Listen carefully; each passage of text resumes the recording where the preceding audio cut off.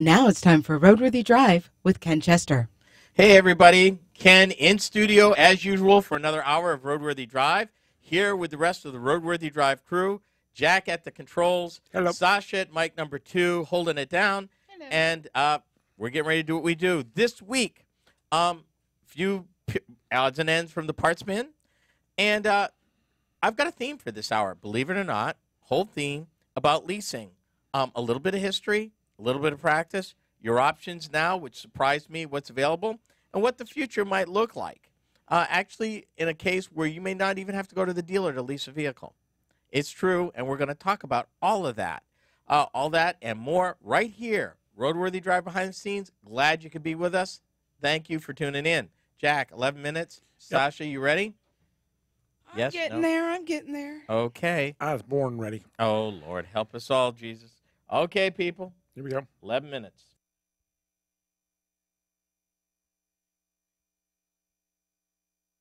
Do you want to go faster? Yeah.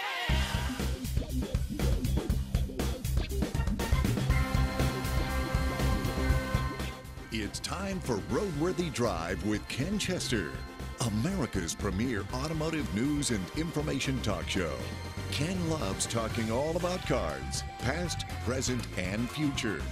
Here he is, that automotive nerd with a historical twist, Ken Chester.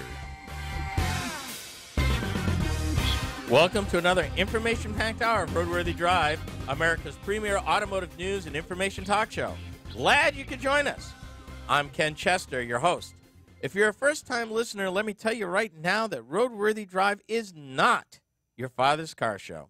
We share, report, and discuss consumer-oriented automotive topics that are timely and topical. We also take the time to explain the swirl of automotive technology in terms that are used by many, but explained by few. And more importantly, the how and the why you need to know about what's going on so that you would be a better consumer. These are changing times for the American motorist. Consider us your roadmap, which, by the way, my estimation is better than GPS. I prefer maps. I'm a map geek. What can I tell you? Here every week. In studio with me, as always, are the other members of the RoadWorthy Drive crew, sometimes referred to as the Peanut Gallery. My friend and executive producer, Jack at the controls, and our social media diva, Sasha, holding it down on mic 2. Hey, people. Hi, guys. Hey. How is everybody? I'm not doing too bad, but I have a question for both of you. Well, and when you got that, I've got a question for Sasha. Okay. Sasha? What? I actually got to talk to the suits, actually, this time. What? They wanted to know about the survey. I was filing a complaint that I thought the survey that you did online was rigged. Uh-huh. And they told me, they referred me back to you. Take it up with you. It was not rigged. No, that was your imagination. No. And Ram is still a ram, honey. No. Get over it. No. The people have spoken. Yeah, And the votes all are of in. 3 of them. No, of which there was 2 of more those than votes. 3. Yeah. There was more than 3. This is like Chicago voting, The right? people- Vote frequent, vote often. And it Yeah. worked. No, by the same people, The though. people have spoken, and Ram ripped off Chevy. Thank you. Thank you. Nah. Now, number 2. Yes, sir. The 3 of us this week all have had a very interesting week. But here's my question to both of you. Mm-hmm. 2 of us live in the city. 1 of us lives in the country. Mm-hmm. Did your vehicle this week get a target put on it? I'm sorry. Get a what? Target. I have no idea what you're talking about. Real simple. It's called the ice, and people driving like idiots. Oh, no. Mine had a target on it a couple weeks ago. Well, we knew that. Yeah, Right. no. Again, no, because now I have learned my lesson. If it is bad out, I don't go out. Well, And I drive slower. Although, I will say, last evening on the glare ice, mhm. 2 deer. Oh, that's not a good combination. Yeah, I beeped the horn. I scared one, and the other one thought better of it, went the other No, way. no. This week for me was I felt like the truck had a new target put on it. Oh, And my. I didn't even know Was it about spray painted, or was it just GPS based, or what? No, it was just draped all over it because, I mean, people were driving not very well on ice. And the rule that they went over all week long here was, guys, slow down. Oh, I thought it was don't veer for deer. Well, that too. Well, let's talk about a little bit from the parts bin, shall we? Okay, go ahead. But wait a minute. Before I do that, because I don't want to forget this, to our first-time listeners, if you desire to add your voice to the conversation, excuse me, it's easy. Call or text me on the RoadWorthy Drive line at 872-222-9793. If email's your thing, you can reach out to me at ken@roadworthydrive.com.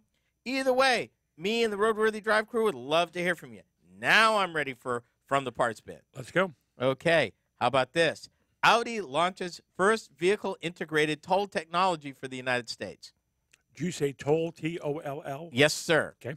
They will expand their vehicle-to-infrastructure technology by offering the launch of a vehicle-integrated toll payment technology in select vehicles. In other words, you would not need the little thing that I need when I go to Chicago, Right. which is pretty cool, by the way. They call it the integrated toll module. It's a toll transponder already built into the vehicle's rear view mirror, allowing drivers to access toll roads in the U.S. and in parts of Canada and Mexico. This device already has the program Yeah. for every single jurisdiction that puts tolls. Well, let me make this easy on you. Okay. Most of that is an outfit called I believe it's called Easy Toll or Easy I thought it was Easy Pass. Easy Pass. Thank you. That's what it is. And Easy Pass is good in like 16 states. Okay. So basically, if you were driving from here to the East Coast, even if you had like the Illinois Pass, which is what I have, it works on all of them. And oh, by the way, this was the first year when I went to Chicago Auto Show that I used my pass. I had actually gotten it last year, but it came too late for me to use it. Right. Now, normally these passes, they tell you where to position it and all of that. It needs to be an inch to the side and down from the header and all that. I taped mine to the inside of the window. Worked like a charm. The cool part, you can go online, you go to the site, you get a report of everywhere where it hit your account for toll. The best part, at least in Illinois, unlike if you give cash, because Illinois is semi-automatic, you pay half the price. For example, if you're paying $1.80 with the pass, it's $3.60 with cash.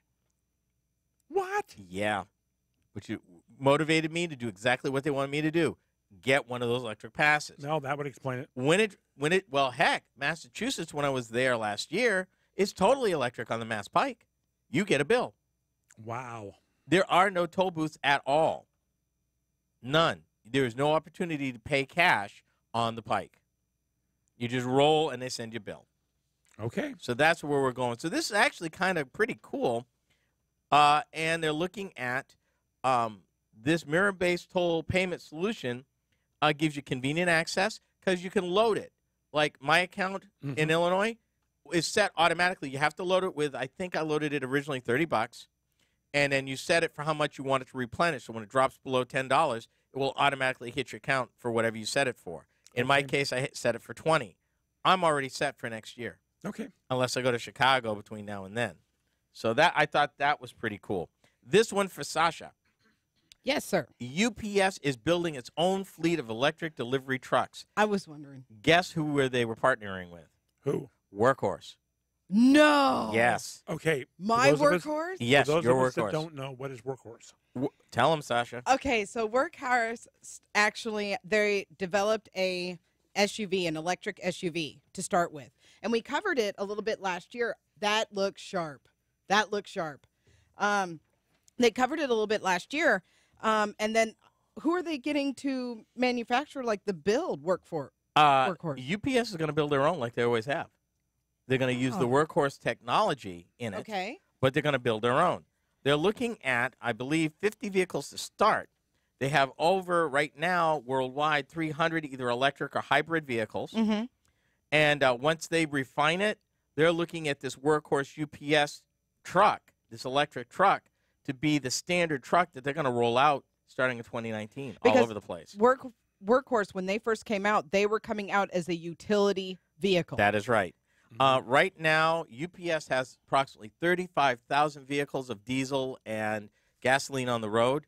So the 300s are just a drop in the bucket, but they're looking at rolling this out. Workhorse claims these vehicles provide nearly 400% fuel efficiency improvement. I'm going to let that settle. 400%. Now, this is what UPS said about this. With our scale and real-world duty cycles, these new electric trucks will be a quantum leap forward for the purpose-built UPS delivery fleet. And it makes it easier for them to get into cities because they're less noise, no pollution. So they're going to be a perfect last-mile vehicle. And, as we've talked about on this show, if it's an electric vehicle, could an autonomous last-mile UPS delivery truck be far behind? I don't think so. Exactly. See, when we were talking about others making this investment, and I tried to encourage you all, I said, don't look just at Amazon. UPS and FedEx ain't just lying by the side of the road praying for something to happen. They're on top of this. Yep. So, and the best part, these are going to be made. Workhorse makes all their stuff in Union City, Indiana. American made, people. American solution for an American company made in America. And you got to wonder how far behind FedEx is going to be. Probably not nearly as behind as you think. I mean, they're looking at cost. After the driver, fuel is a big cost. Yep. And any way that you can eliminate or mitigate cost is the way to go because these guys live for pennies a gallon and pennies a mile. So they're looking at every single way to mitigate cost. Yep. So as they say, watch this space. Well, and my question is, who is FedEx going to get to do it since pretty much they've all gone to sprinters now? Yep, they have. They have. Well, we'll see. We will see. Next up, leasing. Should you? Shouldn't you? I explore. You're riding shotgun with Ken and RoadWorthy Drive.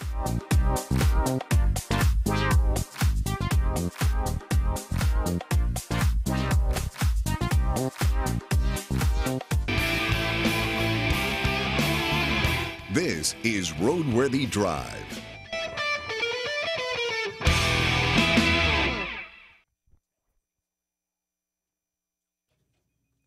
When I saw that what UPS was doing, and they were doing it with Workhorse, I knew that Sasha would just love it.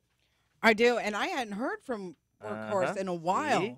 Hang with me, sister. You learned something. Right? I'm really excited. Now, is Workhorse basically the chassis provider and all of the technology kind of stuff, or are they getting chassis from somebody else and then doing everything else? Oh no! UPS is building a truck.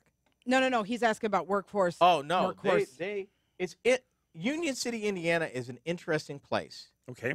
Because it happens to also be the same place for Union City Chassis Company that got bought by another company, which used to be GM's chassis business. Okay. That was bought about 20 years ago.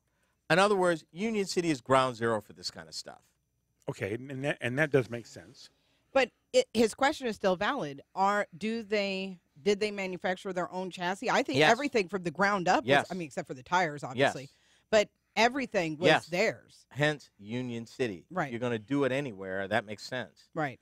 And again, northern Indiana, you've got your RV manufacturers. You've true. got that whole infrastructure of chassis and parts manufacturers and suppliers. So if you're going to do it yourself, you had plenty of skill and plenty of opportunity to get it done. Now, if I remember right, the last time we talked about Workhorse, and I keep wanting to say Workforce, but that's not it. You actually called this from the beginning because they were looking for a distributor, but were not having luck. And you had said from the beginning on that show that they were probably going to be picked up by a UPS, FedEx, or someone like that, because it makes sense that these people that have got large fleets that put on a lot of miles, we're going to need to leap start to technology. Yeah. And that's all that when they first came out, when Workhorse came out, they said specifically, we are building a Utilitarian vehicle. Utilitarian vehicle. We are building something that is for the workforce. Well, and that is why I brought up Sprinter. Right. Because that's BMW, and a BMW. Actually, it's Mercedes. I'm sorry, guys. I get that one confused all the time. It's easy to do. Yep. Because it's been a little bit of everywhere, including Sprinters that actually were made under the Freightliner brand and the Dodge brand. Dodge brand, yep. Yeah, so but easy to do. with those kind of things, though, that vehicle still had to be modified slightly Yeah. Well, the whole thing is, but you got. I used to run a school bus program Okay. way back in the day. I had to buy school buses. We had to buy the chassis separately, and we had to send the chassis to the bus manufacturer, who took care of the rest of it. Either Bluebird or Thomas. Or Thomas, yeah, exactly. And would you believe Thomas is a Daimler-owned company? Is it what? Daimler owns Thomas-built buses. Really? Yes, they do. I didn't know that. I did not know that. See, like I said, people stick with me. You learn stuff. And they see? and most of Thomas's are made in North Carolina. Yep. I mean, believe me, I bought enough buses to know this. I know everything about Thomas. Used to have a plant in this state, too. No, Bluebird had a plant. Bluebird in the state. did down in Mount Pleasant. Down in Mount That's Pleasant, right, you bet. which is no longer there. No, Aw. but the are right. one thing is when you're getting into the specialty, when you're dealing with chassis, and now you're starting to see it at the consumer level, because anymore I have a dump body on my company truck. Mm-hmm. I cannot go buy anymore off the dealer lot an 8-foot pickup truck box on a crew cab. Mm-hmm. I have to literally now, if I want a new truck for that, I've got to go pay whatever they want down for the deposit. I've got to wait my 10 weeks to get it. Mhm. Unless somebody can find one on the ground somewhere, i.e. for us, Kansas City, Minneapolis, Omaha. Which, or in a case where maybe another fleet owner didn't buy it didn't buy it. or You didn't bet. pick it up as part of an order. Correct. But and you know why that is? no. Easy, I can tell you. Okay. Because people aren't buying them. What they're selling is the quad cab loaded to the gills, everything on it. 4-foot box. Yeah, well, 5 1/4, whatever, Yeah. foot box, but that's what's going on. The regular cab, 8-foot box, You can still get. you can get it, but chances are you'd have to order it. Well, I can tell you right now, one of the Chevy dealers, one of the biggest Chevy dealers in this town, has a $29,500, $30,000 Chevy 1500 8-foot box, no frills, Mm-hmm. and you can still buy those as quote work trucks. Which is what they are, and actually Chevy has a trim level, WT. Yeah. For just that reason. Yep. Okay. I'm ready. You have I have the 72 Dodge yes, sir. on cue. Yep. Okay, and we Are you ready? are going to talk leasing. 9 minutes, people. 9 minutes. 9 minutes, sister. I'm going. Hold on. 9 minutes. You ready? I'm ready. Okay, Jack. Here we go. Do it.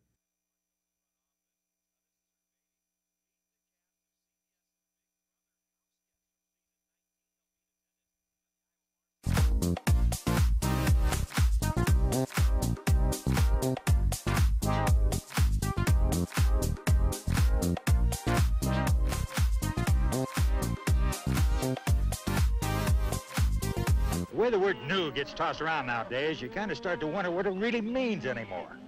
Well, at Dodge, it means the swept-line pickup. It means all new. New from the road to the roof. It means rugged double-wall construction throughout. And a cargo box that's all welded.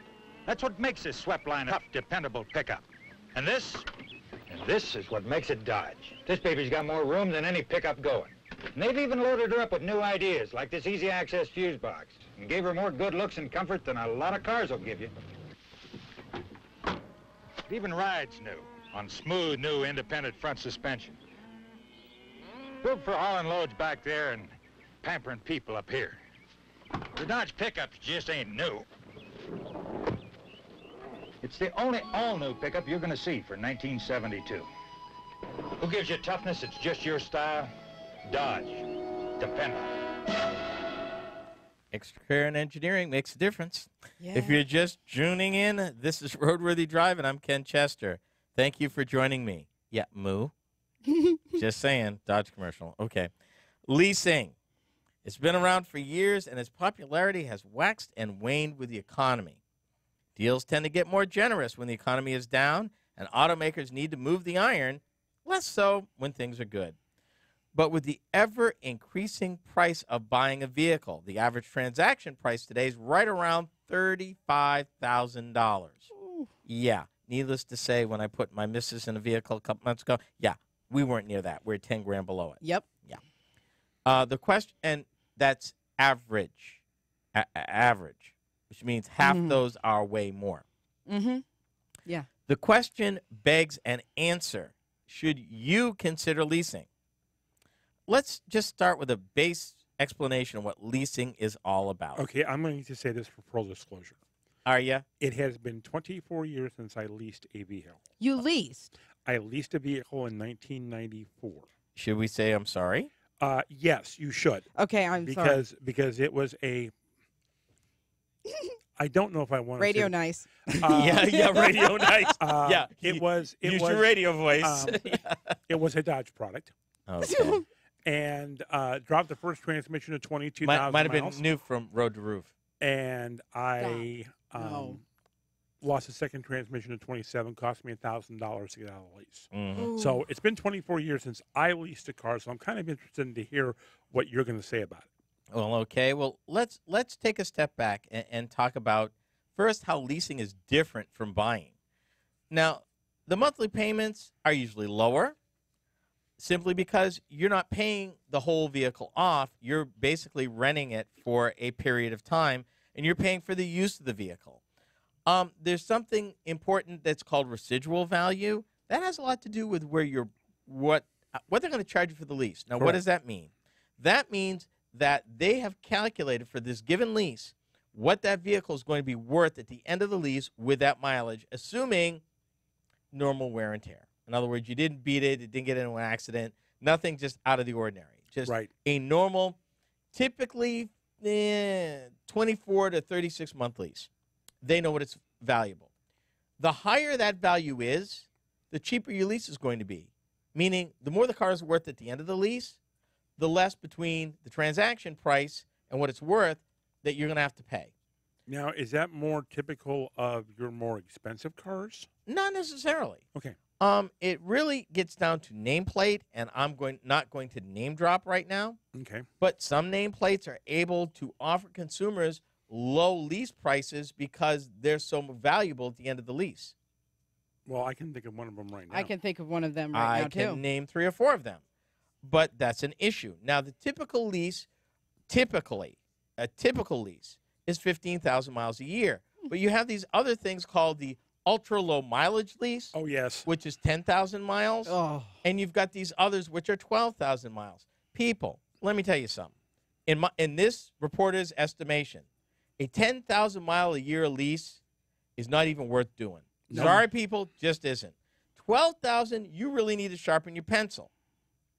And the question comes down to this. If you do a lot of mileage, leasing could still work. But one of the things you're going to need to consider, and we'll talk about a little later, is pre-buying miles. That's what I was going to ask you. yeah. Okay, let's talk. Well, since you're asking me, let's talk about pre-buying miles. Okay. Yeah. All right, typical lease plan, which I need to back up too, just because a dealer is offering you a set lease doesn't mean that's your only choice. If something a little Now- longer works for you, Now, when you're saying if I'm offered 36 months, 12,000 40 miles a year, No, 36 months, 15,000 miles a year, 45,000 miles in that time. good luck with that. Okay, as an example, that's all I'm doing. Mhm. You're telling me that I could look at the dealer and go, okay, guys, I really need I know a 48. I know that I'm going to drive 20,000 miles a year. I'd like to keep the car for 4 years. it's a little confusing. Okay. So let me there's 2 pieces to that. There is a threshold once you cross it where buying the vehicle is just better. Okay. 36 months is kind of the high end on most vehicles where that makes sense. If you're Okay. going to hold it longer, you might as well buy the vehicle. Okay. Okay? On the flip side, most leases today, if they're longer than 2 years, which I also consider, I'm sorry, 2-year lease is a waste of time in my estimation, but that's solely my opinion. If you're going to go 3 years, it's typically 12,000 miles a year. It's not even average mileage. Average mileage in the United States is considered to be 15,000 miles a year. Now, if you got a 12,000 mile a year lease, you got the vehicle you want, you can pre-buy those mileage, bring it up to 15,000. Mm-hmm. Did that with my daughter not quite 2 years ago. It's cheaper per mile to buy it up front than when you turn the car in and go, oh, I'm over by 9,000 miles. You can buy it as little as 10 cents a mile up front. At the end of the lease, it could cost you 25, 30 cents a mile. Something to consider. If you say 12,000 mile 3-year lease, 12,000 miles a year, or 36,000 miles over the life of the lease, you say, I want to pre-buy mileage to bring that up to 15,000 and make it a 45,000 mile lease over 3 years. Let's say you return the vehicle and it's only 40,000 miles. The mileage, the unexpired mileage that you bought, that money's not dead. You get it back. Now, do you get it back in a check in the mail, or can you roll that into the next deal? Yes. Wow. It can work both ways. Yes. Okay. Absolutely. So things to think about. But another thing that most people may not realize, because when you lease a vehicle, you don't own it, Mm-hmm. the credit requirements for leasing is actually more stringent than if you bought it. That makes sense. And a lot of people don't realize that. The leasing, leasing is great if you've got awesome credit. Not so great if you don't. However, with the economy being what it is and dealers needing to sell the iron, sometimes they'll make exceptions and you can ease into it. But it's a matter of it's going to work for you or not. And it doesn't work for everybody, and there are other requirements that you need to consider. One thing really quick, you can negotiate a lease, and we'll talk about that in the next section. Next up, leasing. You have options, lots of them. This is RoadWorthy Drive.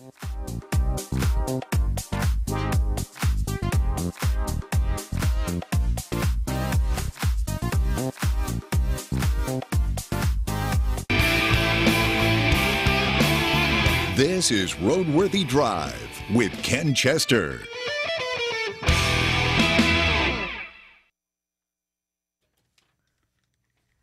One other thing to consider.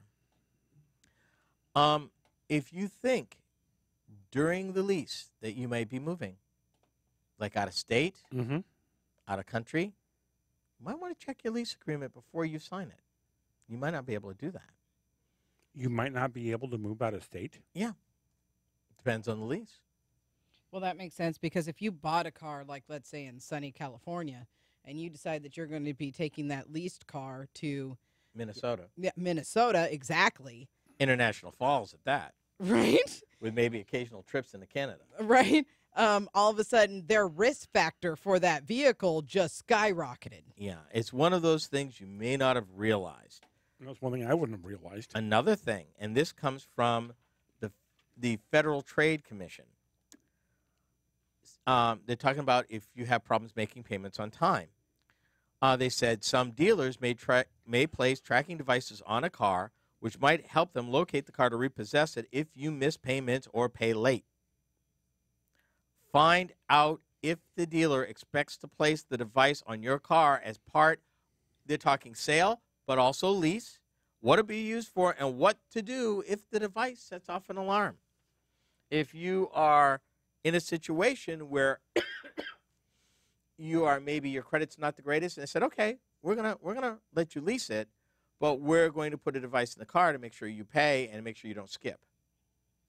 And in some cities, I could definitely see that. Are you talking the point that this device can shut the car down? Yes. And actually, about 5-6 years ago, we had a situation in this city of a dealer that had those kinds of devices and did just that. Basically, the FTC, the Federal Trade Commission's point is buyer beware. Know No what kidding. you're doing. Get it in writing. Don't sign it if you don't understand it. Well, but how many of us have gone into the dealer and just signed papers? Yeah, but that's the problem, particularly now as things are getting more and more complicated. You need to take the time. Okay, I want to ask you a question. Mm-hmm. As a consumer, do I have the right? Let's say I go in to buy another truck, Mm-hmm. and I go to whatever dealer it is. We work out the deal, and before I sign anything, I say to them, "Okay, fine. I want to see all the paperwork up front.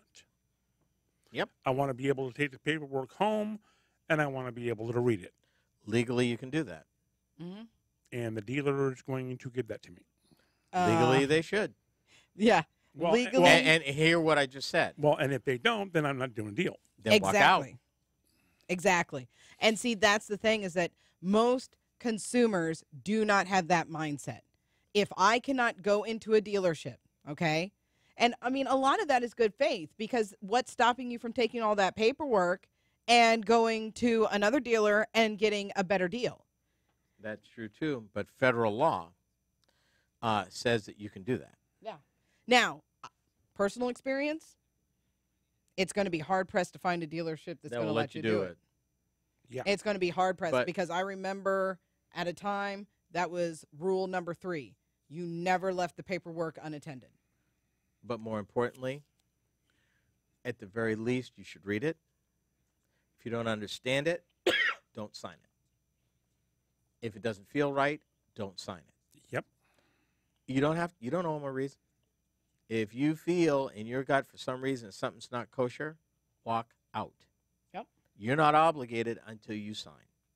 No matter how far they went, you are not obligated until you sign paperwork. And unlike and this has been one of these urban legends forever, there is no such thing as a 3-day I can bring it back. Mm-hmm. The only way that is legal Is if they bring the car to you and you sign if it off you bring premises. it to your home and you sign it. That is it. Otherwise, no. You sign at the dealership, there's no 3 days and, oh, gee, I changed my... No. No. You sign paperwork. You are legally bound to it. Unless you can prove fraud, you are legally bound. And that's going to be awfully damn hard to do. Depends. Sometimes it's not, unfortunately. But you need to be sure. You need to be aware. You have the right to walk out. The problem is most people, buying and leasing, both, don't do their homework. They don't do their homework, so they don't know what they're getting into. They don't know where they need to be financially. They haven't done any of that. Then they get so shocked when they've got an interest rate of 18% and they've overpaid by $6,000. I don't put that in the dealer. I put that on the consumer.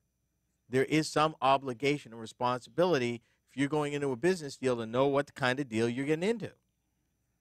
Because at the end of the day, no matter what they say, no matter how they smile, no matter how their eyes bat, that person that you're dealing with is out to make money. That is their job. It's a profit. Yeah. They're in the business. They're in Well, the business to move make the money. iron. Right. Yep. And you're And not that- going to Walmart as No. much as, and see, Ken brings up an excellent point, and it's one of the reasons why I hate the car buying experience the way it is right now. I would love for cars to be like Walmart or like a jar of aspirin. If I go to Walmart, it might be cheaper than if I go to the drugstore. If And- I go to Walgreens, then it might be cheaper than Walmart. But it's the same And price. actually, Sasha, hold that thought because when we get into options, we're going to talk about some of that. Mhm. Interesting. You should bring that up. Yeah. So, We're just that damn good. Right? yeah, aren't we though? Are you Okay, ready? this is third. Okay, wait a minute. Where are Yep, we? third segment. Hold on. Let me get my right paperwork going on here. Make sure. Do what we do when we do what we do when we do it. Because we do it like that. 9 minutes, segment number 3. Yep, here we Are go. you set, Sasha?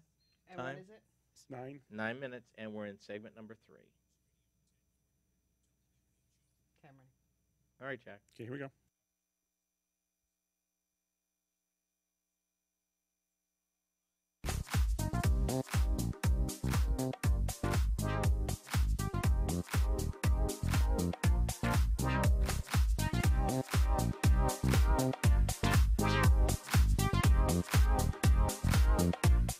If you're just joining us, welcome to the downhill side of this hour of RoadWorthy Drive. I'm your host, Ken Chester. Thank you for dropping by. Now, if you're one of those who want more than your fair share of the road, check out the show website. That's roadworthydrive.com. Find audio of past shows, video clips of our behind-the-scenes antics in studio as we record the show, and more. The website's also a great place to discover where we are and what we are doing each week between shows in the universe of social media. Sasha is our social media diva who keeps things light and lively as she shares news, facts, and fun from the world of economic, automotive. got money on the mind here. Oh boy, I'm telling you. I didn't realize you did that. I know, right? I Yeah, didn't realize. economics, automotive technology. Yes. Okay. See how she keeps the social in our social media. Now, the topic for this hour is leasing. And for this part of the show, I just wanted to share with you the many different choices that motorists have when considering a lease. Would you believe there are sites online that actually deal in lease transfers, lease assumptions, and this thing I've never even heard of, a short-term lease, which is 3 months. Never heard of it. It's out there. There are websites out there that will pair you up with this stuff.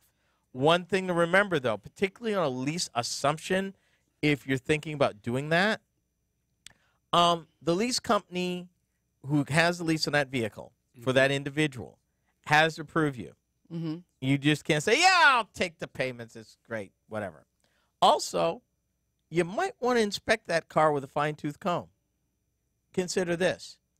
Let's say the person you're going to lease it from has some hidden damage, undercarriage, or some electrical problems, and they figured out, hey, if I let this other person pick up the lease, I'm scot-free. And guess what? If the lease company says okay, it's the person who turns it in that gets stuck for all that stuff. So there's no there's recourse? No. Well, there's no. I would think as the leasing company, right, that originally holds the title for the car, that if it's going to change hands, I would want to go a look over the vehicle to make sure. So there's no middle. But in this state that we live in, if you know that there's a problem, and I'm going to just ask this question: if the leasing company knows it's a problem, how can they lease that car without fixing it? Okay, number one, remember, person might be a year and a half into a 3-year lease. Right. They decide, I want out. Well, the problem is, in most of these leases are what they call closed-end leases. Mm-hmm. Means that, okay, fine, now write us a check for the remaining balance. We'll let you out. Okay, you don't want to or you can't. So you say, all right, I'm going to go to one of these websites and find somebody who can assume or willing to assume my lease. And as a person says, yeah, I'll do it. Now, the lease company is not coming out mid-lease to inspect the car. That's not happening. Wow. So it's up to the person assuming the lease. Now, the lease company will run run financials on the person who wants to assume it, make sure they can make the payment. They'll do that. Right. Correct. But it's up to the person assuming the lease, in this case, to make sure that there ain't nothing funky about the car. So you're telling me that if I'm the guy that's going to pick up, Ken, your lease, Mm-hmm. I'm going to be given an opportunity to see the car, inspect the car, and take it someplace to have it looked at. Plus, and I'm not name dropping here, I'm going to use one of the car checking services to run that VIN to see what's been done to that car in the time that it's been titled. Yep. That's what you should do. Okay. And if the person that holds the lease won't let you do that, Walk. see ya. Now, there's another thing called Car Lease. They are the premier car leasing experience site that offers concierge level consumer service. From a single site, consumers can get the car they want with the right offer delivered to their door without ever setting foot at the dealer. Okay, but does the car come from a local dealer? Yes, it does. Okay. But look, Ma, no dealer trip. Mm-hmm. Which means if you're a busy person, you go online, and what kills me, because I did a little research on this particular company, 36 different nameplates to choose from. Everything from Kia to Rolls-Royce. Wow. Yeah. They've made it really easy, and they've actually raised money. What got me curious, they actually raised $3.5 million for this company. Oh. And I got to looking. Leases are according to the owner of carlease.com, which is the site I'm talking about. Leases are gaining popularity for a variety of reasons, including rapid advancements in automotive technologies. And shoppers are looking for a convenient one-stop shop to help them navigate the leasing process and quickly get into their next car. which means a little time online, and you go through their steps, which is even financial. It's a 4-step option. You can get a quote, all of that, run your credit, all that. They bring the car to your house. Okay, but my question is, pick a nameplate, any nameplate. Okay. Are you telling me that it's probably going to be the dealer that's going to deliver the vehicle anyway? Yeah, but guess what? You didn't have to go to the dealer and go from dealer to dealer to dealer. You did all that work online. Okay, but is the person bringing me the car going to be able to explain to me the technology? Yes. Okay. Now, how about another, since we're talking about options, this one is called Honker. That's Honcker. And they actually boast enables consumers to lease a new car in just 3 swipes on their mobile device and have it delivered to their home the next day. What? Not only that, they've raised $23 million. Wow. Wow. Uh-huh. They said, we are proud to say for the first time ever, you can now lease your new car online. Our ethos is simple. We want the car leasing and buying experience to be as easy as buying an airline ticket or shopping with one-click checkout. Wow. Okay. Now, I've got to ask, what's the difference between leasing and what we've talked about before with the car subscriptions? Well, that's a whole nother conversation. But what we're seeing is that the leasing experience is evolving. Yeah. And there's shades for everybody. And I told you this. Mobility was going to yield a lot of different choices, and it's going to be the consumer who wins, and the consumer gets to choose. The beautiful part about this Honker is an app, not online. I mean, not a website. Right. With just your basic info, we can show you cars for lease and their final monthly lease prices. No fine print, no estimates, no charges. We don't need your social security number, credit card information, or any of your sensitive financial data at registration, only when you close the deal. Okay, I was going to ask that question. And all you need is a check or credit card for your first monthly payment and signing fees. We'll contact you with a convenient delivery or pickup information, and just like that, the keys are yours. Another choice in leasing. When I come back, finally, for the last installment, the future of leasing. RoadWorthy Drive with Ken Chester is heard exclusively on the RoadWorthy Drive Radio Network.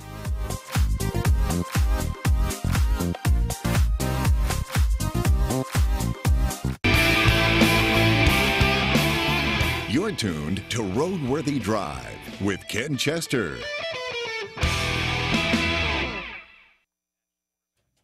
Now, I do have a question, though. Like, you have leased, Jack. Yes, I have. Okay.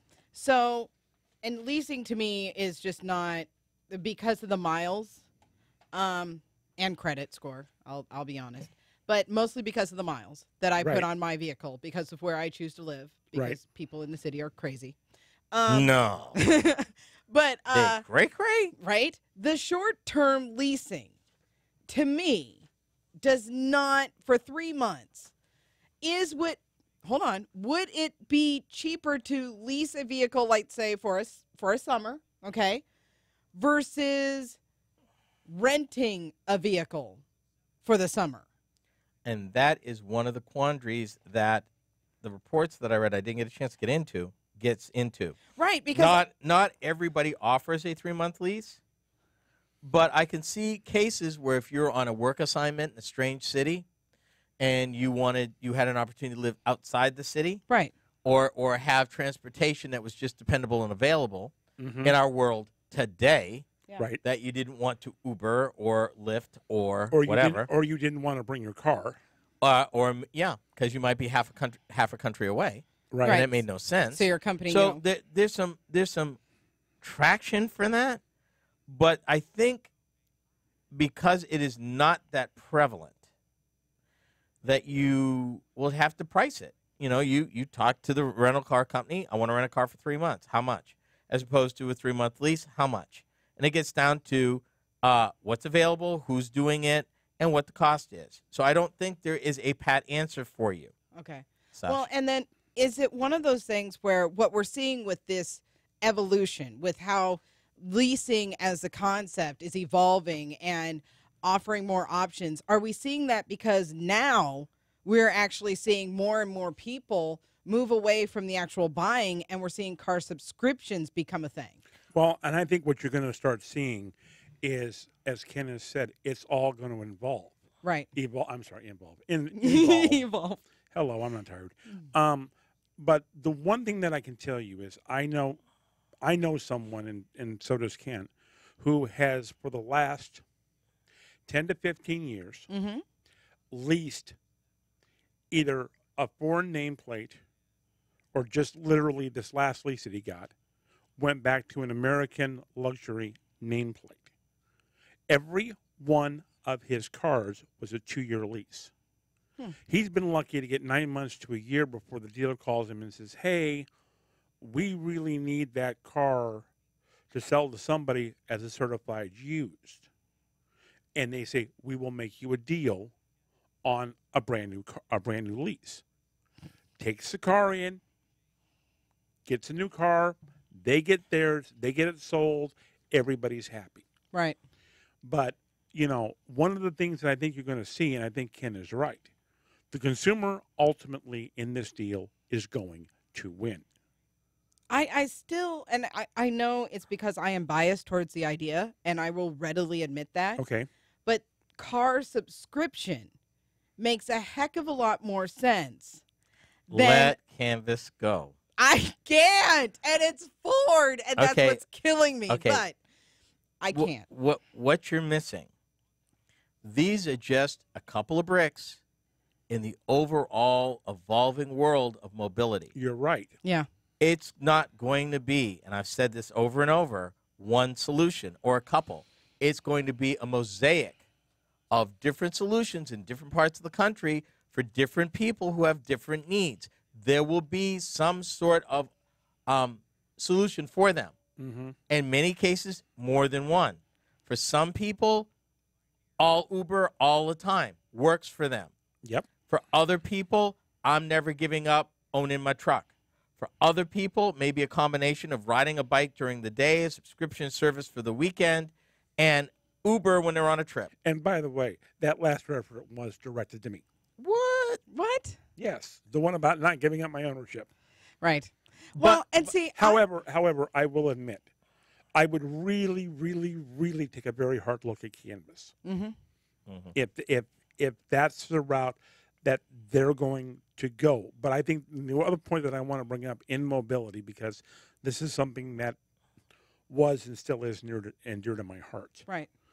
The company that we bought my late sister's last vehicle from, and my sister was in a wheelchair and she needed a wheelchair accessible vehicle. I saw something from them the other day. They cannot convert them faster or fast enough to fulfill that need. Wow. And what they're doing is they're grabbing all of the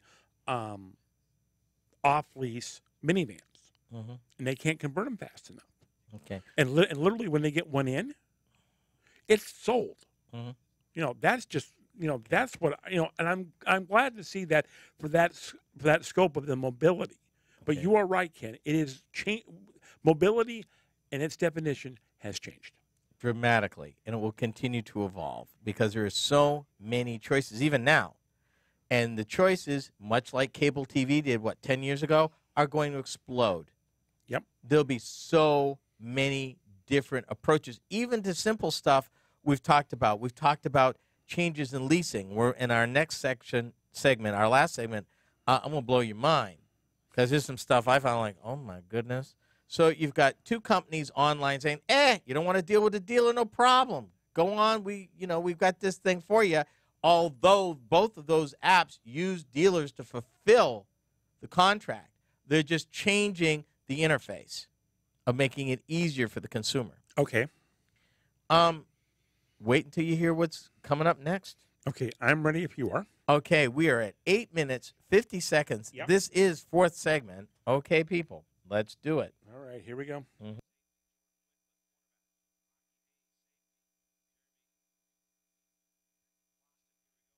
This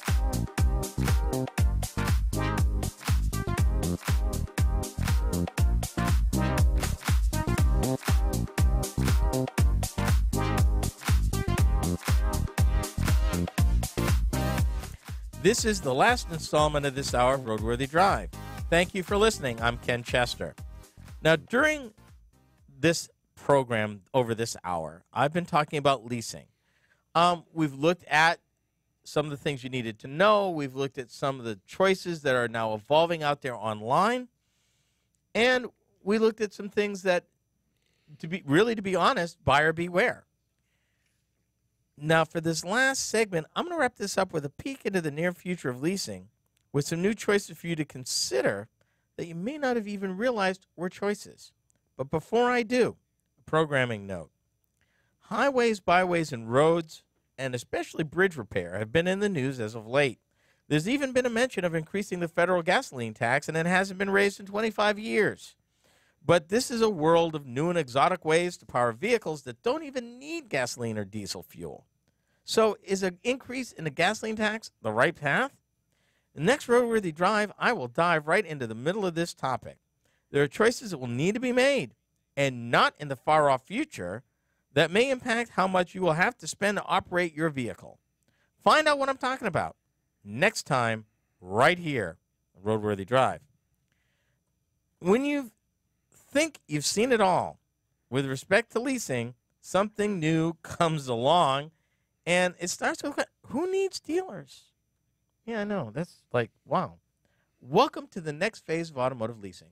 Okay, you've now piqued a question. Mm-hmm.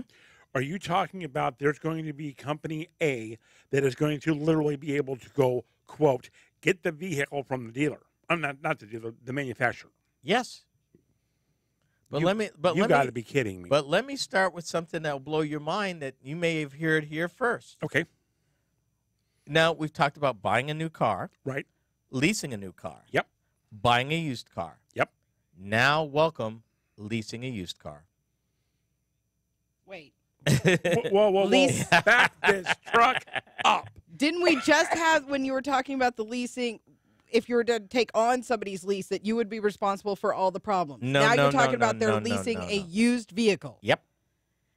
Only A for me, only if it was certified used, and B if it made sense. Okay, but even if it was certified used, that means that I'm just not at all comfortable taking on somebody else's issues. I mean, I get it, it's certified used, but did they go over everything in the vehicle? Do you understand the meaning of certified used? Yes, I used to sell cars, and Yeah. I remember. Okay. Okay. All right, and I know the brand you sold. Yes. We're not going to mention them on here. We are not. No.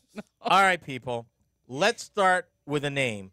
Starting last year, Toyota. Okay, then never mind. My concerns are now nullified. Yeah. Okay. Toyota. We reported here that there's some 19 million Yep. off-lease vehicles coming into the used car market in the next 3 years. Yeah, and the problem with that is all it's going to do is drive the price down. So what automakers are preparing now is a way to basically absorb some of these vehicles.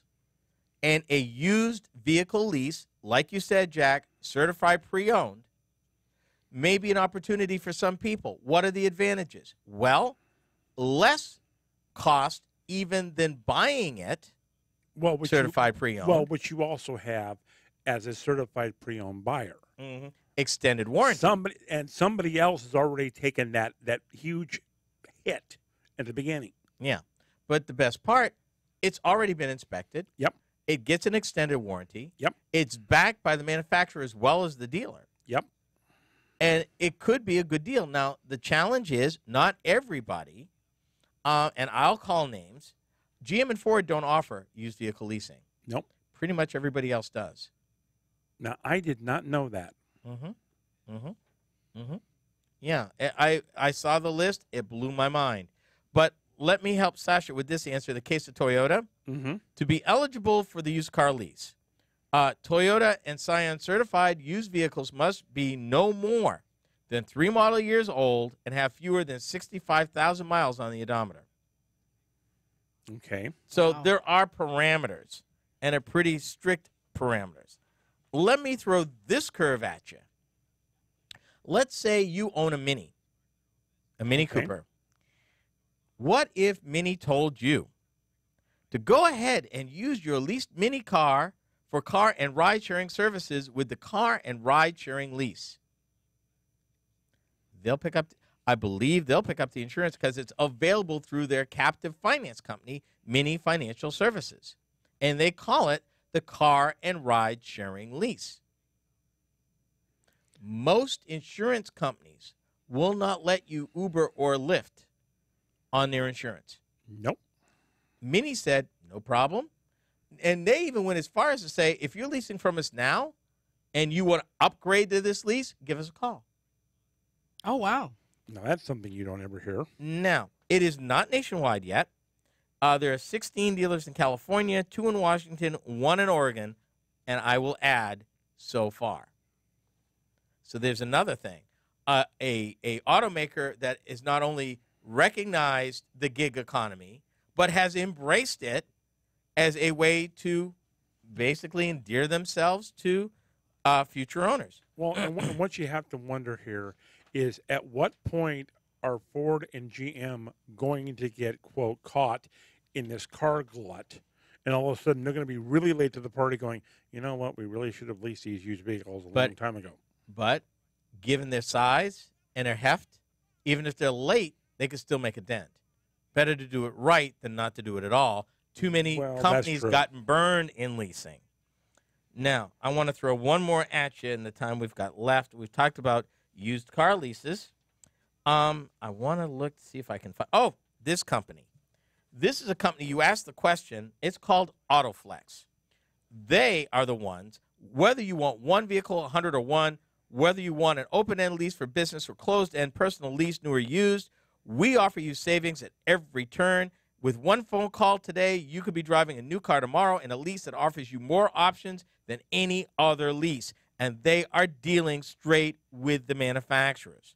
And AutoFlex Leasing, it leases on every new car, truck, van, sport utility vehicle. In addition, at this time, they have more than 100 late model lease returns and trade-ins available.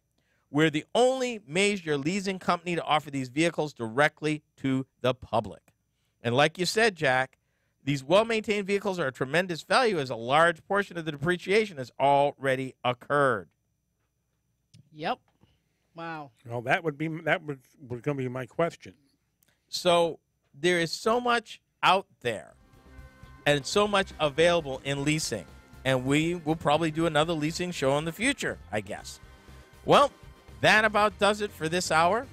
Tune in next time when the talk will turn to highway repair and gasoline taxes. Oh, joy. On behalf of the RoadWorthy Drive crew, thanks for listening. This has been RoadWorthy Drive with Ken Chester.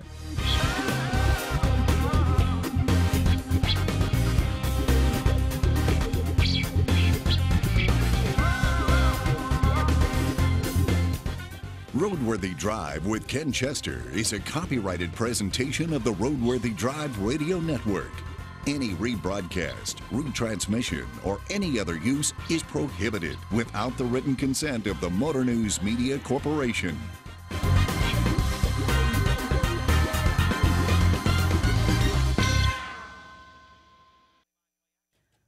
And we only covered the top, just skim the top of what I was prepared to talk about on leasing, but you can only get so much in a given hour. So we've got that for now. Closing thoughts from anybody? Well, what I think this is proving is what you've said all along, is that we're going to start seeing a whole lot of options. The more expensive vehicles get to buy, and I'm talking about new vehicles, the more that these are going to become options for people to be able to drive a new vehicle.